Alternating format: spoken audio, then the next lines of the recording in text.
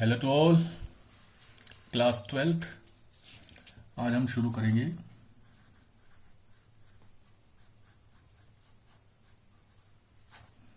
Mutual induction of two solenoid. हमने self induction of a solenoid निकाला था, to solenoid. दो सोलोनाइड का निकालेंगे। मान लीजिए ये हमारे पास फर्स्ट सोलोनाइड है, ये हमारे पास एक और सोलोनाइड। ठीक है, इसमें करंट जा रहा है आई, दूसरे में मैग्नेटिक फ्लक्स चेंज हो रहा है। Let us consider two solenoid of length L and number of turns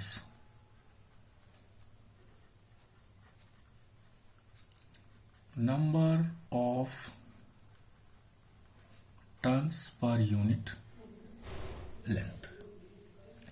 जैसे ही करंट फ्लो होगा तो प्राइमरी कॉइल की एक टर्न से क्या होगा, मैग्नेटिक फ्लक्स लिंक होगा। ठीक है, phi linked with each turn of primary coil. Primary coil से कितना होगा, B dot A. Phi is equal to B की वैल्यू आपको पता है, म्यू नोड N1I इंटू में ए हो गया। Phi linked with secondary coil, Phi total के लिए हमारे टोटल पूरी सेकेंडरी कॉइल से कितना होगा, एक टर्न से कितना है, mu node N1IA। Secondary total turn कितनी हो जाएंगी, N2। तो आपके पास Phi टोटल कितना आ गया, म्यू नोड N1IA इंटू में N2 आ गया ना। ठीक है, अब क्या होगा आपके पास, म्यू नोड N1 को क्या लिख सकते हैं, N1/L IA N2। ये बन गया mu naught N1 N2 IA/L। ठीक है, और एज वी नो, जैसा कि हमें पता है, phi is equal to MI। तो यहां से क्या आ जाएगा आपके पास, MI is equal to mu naught N1 N2 IA/, I से आई गया, M की वैल्यू क्या आ गई, mu naught N1 N2 A/L आ गई। This is the magnetic mutual induction for two solenoid. इसको और थोड़ा ऐसे भी लिख सकते हैं, N1 को क्या लिख सकते हैं, N1 इंटू में L, N2 क्या लिखते हैं, N2 इंटू में L, A/L। एक L से एक L कट जाएगा, ये क्या आ जाएगा, mu naught N1 N2 AL। ये भी आ सकता है हमारे पास। ठीक है, तो this is the mutual induction of two solenoid. Clear हुआ। इसके बाद है हमारे पास relation between M L1 and L2। M यानी इसी केस में हमारे पास M तो है mutual induction. Now let relation between M L1 and L2 क्या हमारे पास, देखिए एक कॉइल तो हमने ये ली थी, दूसरी कॉइल हमने ये ली थी, ये करंट फ्लो हुआ था आई। L1 मान लिया self induction of first coil, L2 मान लिया self induction of second coil, M is mutual induction of both, mutual induction of both coil. ठीक है, तो इनका रिलेशन क्या है, M is equal to K under root L1 L2, where K is coefficient of coupling. Coupling means ये एक दूसरे से कितनी अच्छी तरीके से जुड़ी हुई है। जुड़ने का मतलब यहां क्या है कि इन दोनों के बीच में मैग्नेटिक फ्लक्स का लॉस कितना हुआ है।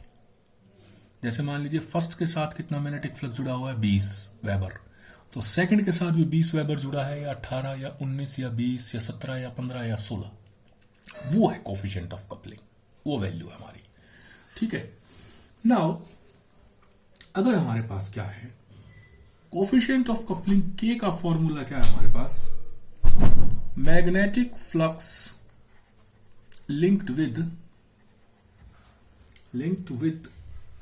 linked in secondary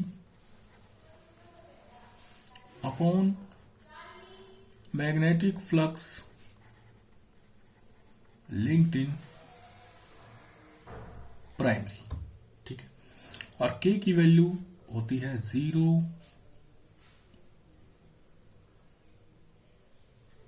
के 1 इसके बीच में। ठीक है। ए की वैल्यू 0 से और 1 के बीच में होती है। मोर इक्वल टू 1, जितनी ज्यादा 1 होगी ना उतना ही हमारा कपलिंग क्या होगा, अच्छा होगा। ठीक है। If K is equal to 1 then coupling will be good. तब है ना दोनों कॉइल के बीच में मैग्नेटिक फ्लक्स का लॉस नहीं होगा। मान लो फर्स्ट से लिंक्ड है 20 वेबर, तो सेकंड से भी लिंक होगा 20 वेबर, दोनों से सेम लिंक होगा। ठीक है। अब हमारे पास मान लीजिए क्या है, 3 तरीके से हम कॉइल्स को जोड़ सकते हैं। एक तो हमने ये तरीका यूज कर लिया, ये दूसरा हमने ये तरीका यूज कर लिया, एक कॉइल ऐसे रख दी, एक कॉइल ऐसे रख दी। तीसरा हमने ये तरीका यूज कर लिया, एक कॉइल ऐसे रख दी, एक कॉइल ऐसे रख दी। तो इसमें हमारा K is equal to 1 best coupling होगी। ठीक है, क्लियर। इसमें हमारा के वेरी करेगा 0 से बड़ा 1 से छोटा, ओके कपलिंग। बट इस कॉम्बिनेशन में K is equal to 0, no coupling. इसमें सारा मैग्नेटिक फ्लक्स लॉस हो जाएगा हमारा। तो ये है हमारे पास coefficient of coupling, relation between ML1 and L2। ठीक है। अब क्या होगा अगर हम कॉइल्स को जोड़ दें सीरीज में और पैरेलल में, combination of inductance, combination of inductance. ज्यादा हमें इसको डीपली नहीं पढ़ना है, हमें सिर्फ ये करना है। मान लीजिए 2 कॉइल है हमारे पास, 1 2 सीरीज में, इसका L1 इसका L2।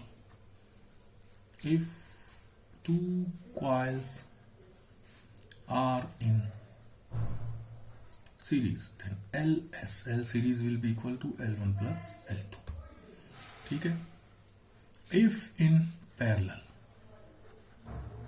अगर 2 कॉइल हमारे पास किसमें है, पैरेलल में, ठीक है, then 1 by P is equal to 1 by L1 plus 1 by L2।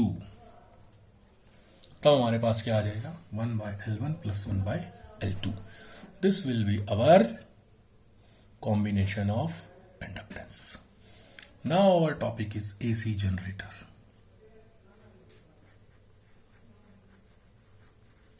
AC generator ये क्या है? It is a device used to convert mechanical energy in electrical energy। Generator का मतलब होता है पैदा करना। एक्चुअल में ये पैदा नहीं करता, इसलिए इसका नाम गलत रखा गया। It is a misnomer because it convert, ये तो कन्वर्ट करता है, पैदा थोड़ी करता है। It doesn't induce, it convert. तो एक्चुअल में इसका नाम एसी कन्वर्टर होना चाहिए, पर चलिए चल रहा है एसी जनरेटर तो चलता है, पर it is a device use to convert mechanical energy into electrical energy. किस प्रिंसिपल पे बेस्ड है? प्रिंसिपल किस पे बेस्ड है? It is based on Faraday law, Faraday बजाय EMI, इलेक्ट्रोमैग्नेटिक इंडक्शन, किस पे बेस्ड है? Electromagnetic induction. Whenever magnetic flux change, that is whenever magnetic flux changes, induced current or EMF is produced. जब भी क्या चेंज होगा हमारे पास, मैग्नेटिक फ्लक्स चेंज होगा तो इंड्यूस करंट और EMF क्या होगा? प्रोड्यूस होगा. ठीक है. कंस्ट्रक्शन क्या है हमारे पास? चलिए. इस consist of A rectangular coil, इसमें एक रेक्टेंगुलर कॉइल है हमारे पास इस तरीके से. ये हमारी रेक्टेंगुलर कॉइल है. ठीक है. इस कॉइल के हमारे दोनों एजेस दो सिलेंड्रिकल स्लिप रिंग से जुड़े हुए हैं. हमारे दो स्लिप रिंग्स हैं हमारे पास S1 S2. ठीक है. तो हमारी किससे जुड़े हुए हैं? ये दो slip rings, cylindrical slip rings से जुड़े हुए हैं, S1 और S2. यही स्लिप रिंग्स किससे जुड़े होते हैं? दो ब्रशेस B1 B2 से, कार्बन ब्रश बोलते हैं इनको.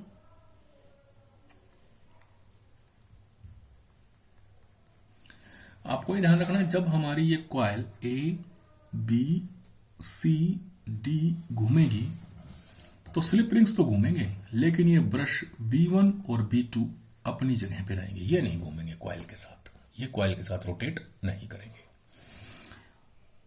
ये जुड़ा होता है भाई यहां आके एक गैल्वेनोमीटर से. किससे? गैल्वेनोमीटर से. गैल्वेनोमीटर बताएगा करंट, कि भाई करंट पैदा किया है या नहीं किया. और ये कॉइल रखी होती है मैग्नेटिक फील्ड के बीच में, नॉर्थ साउथ.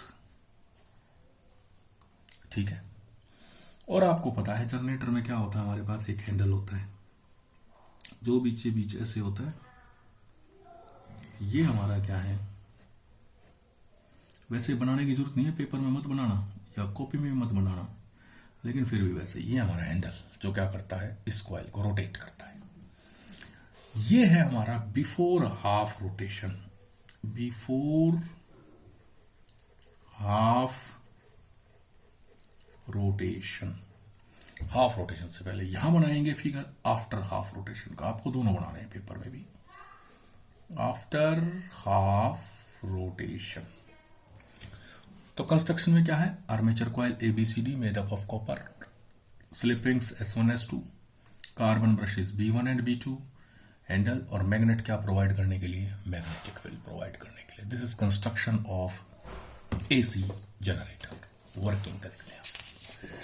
ठीक है. कंस्ट्रक्शन में हमें ज्यादा नहीं करना, कोई जरूरत नहीं. कंस्ट्रक्शन बहुत कम पेपर्स में पूछ जाती है और आप लिख भी सकते हैं अपनी तरफ से, अगर आपको फिगर समझ में आ गया है तो. चलिए, working. Let coil ABCD is rotated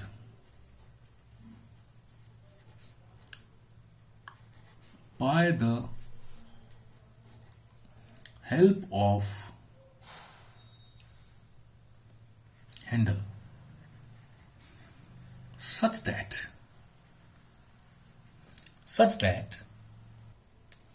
AB moves upward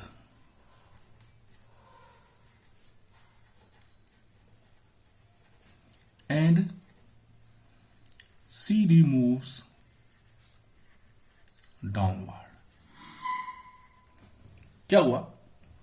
इस तरह से हमारी कॉइल मूव करती है. हैंडल से हम ये कॉइल हम इसको ऐसे घुमाते हैं, यानी साइड AB किधर जाएगी? ऊपर, और साइड CD किधर जाएगी? नीचे. अब मैग्नेटिक फील्ड नॉर्थ से साउथ. ठीक है. कॉइल घूम रही है ऐसे, यानी motion of this conductor AB. अभी सिर्फ AB का कंडक्टर का मोशन लेते हैं, ये ऊपर की तरफ है.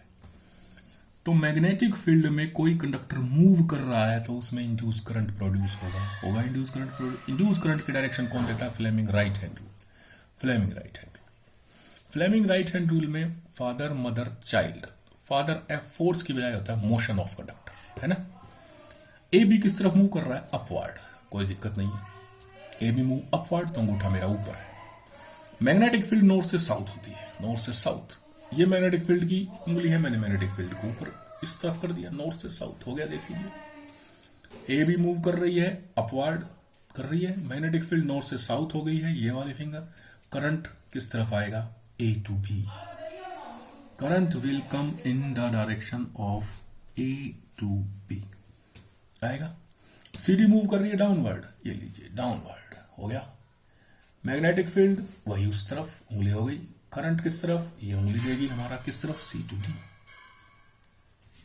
क्लियर। तो सी से डी ऐसे करंट होता हुआ ऐसे जाएगा, इस स्लिप रिंग S2 में से, ब्रश B2 में से इस तरफ आएगा तो गैल्वेनोमीटर में से पास होगा। गैल्वेनोमीटर की सुई हमारी रीडिंग देगी, इसका मतलब करंट प्रोड्यूस हुआ है।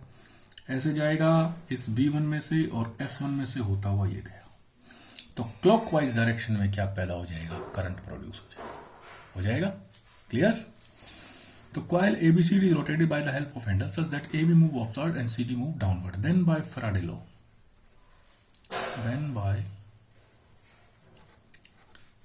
लॉ, current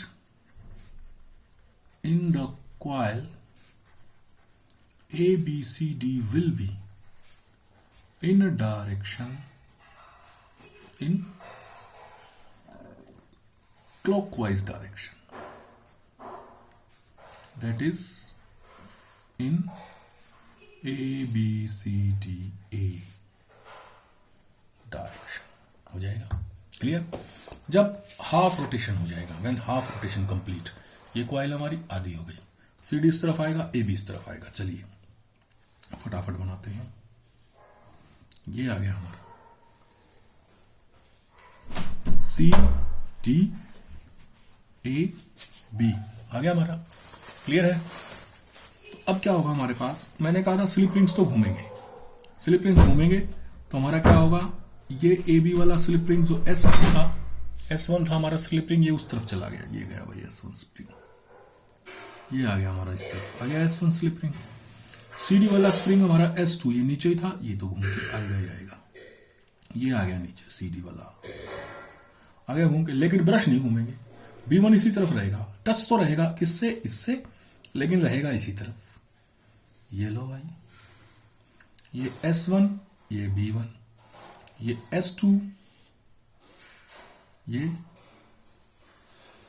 B2, ये क्या आ गया हमारा गैल्वेनोमीटर, आ गया हमारा गैल्वेनोमीटर, और साथ ही क्या आ गए मैग्नेट, नॉर्थ साउथ। अब क्या हुआ हमारे पास, रोटेट हुए है, ए बी ऊपर गई, सीडी नीचे गई, ऐसे गई। अब सीडी ऐसे आ गई। अब अगले हाफ रोटेशन में क्या होगा, सीडी ऊपर जाएगी और ए बी नीचे आएगी। जब सीडी नीचे जा रही थी तो करंट डाउनवर्ड था, अब सीडी ऊपर जाएगी तो ए बी की तरह क्या हो जाएगा, उसमें current upward. Fleming right hand rule से ए बी में रिवर्स हो जाएगा करंट, ये हो गया। अब क्या होगा देखते हैं, बी से ए आया, ए से S1 आया, S1 से इधर गया, ये गया इधर, ये इधर आया गैल्वेनोमीटर में। अब क्या डायरेक्शन चेंज हो गई, गैल्वेनोमीटर की सुई डिफ्लेक्शन तो देखिए, पहले देखिए ऊपर जा रहा था, अब क्या हो गया नीचे आ गया। गैल्वेनोमीटर की सुई डिफ्लेक्शन तो देगी, दूसरी डायरेक्शन में देगी, इधर जाएगा। B2 में से S2, S2 में से होता हुआ ये देखिए D से C की तरफ गया। यानी अब क्या होगा हमारा करंट है ना, जो पहले A B C D direction में जा रहा था, उल्टा हो गया, D C B A, उल्टा हो गया ना, A B C D से D C B A हो गया आधे रोटेशन के बाद। जब पूरा चक्कर काटेगी तो हम वापस यहीं आ जाएंगे, हम वापस यहीं आ जाएंगे तो फिर करंट ABCD हो जाएगा। यानी हर एक हाफ रोटेशन के बाद करंट की डायरेक्शन चेंज होती जाएगी। ऐसा करंट जो लगातार अपनी डायरेक्शन को चेंज करता है एक टाइम इंटरवल के बाद, उसको AC बोलते हैं, alternating current. After half rotation side CD will move upward and side AB will move downward. So, by Fleming right hand rule, Fleming right hand rule say now the current in the coil will flow from DCBA, that is after half rotation direction of current is reversed होगी. Hence that current which after a definite interval of time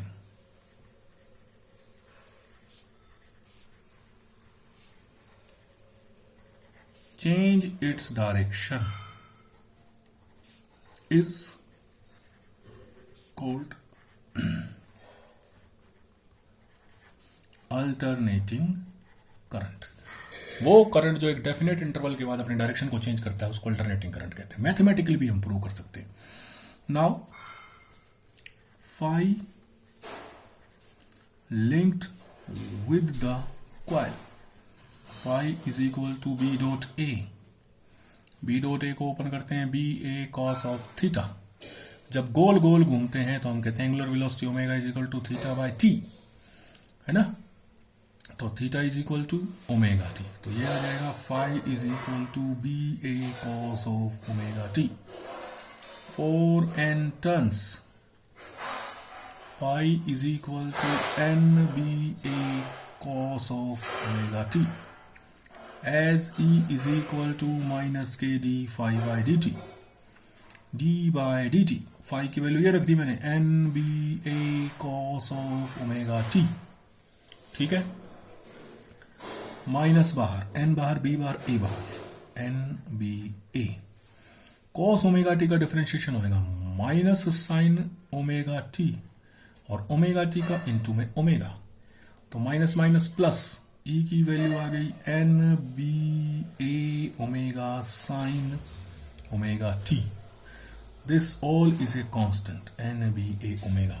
इसको लिख दिया E is equal to E naught sine of omega T. This is equation of AC alternating current. तो this is the AC generator. इतना कीजिए, आज के लिए इतना ही.